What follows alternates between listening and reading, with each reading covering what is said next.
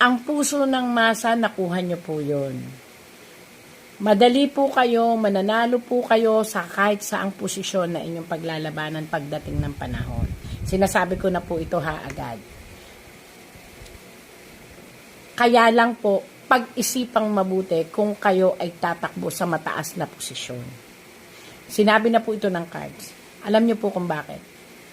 Maaaring mapaupo kayo sa mataas na posisyon, pero hindi pa yon ang panahon nyo at oras. Naniniwala po ba kayo sa ganon?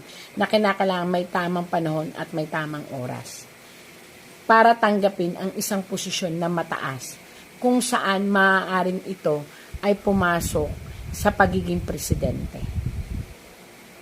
Pag-isipan, maaaring tumpak kayo sa panahong yon, pero ang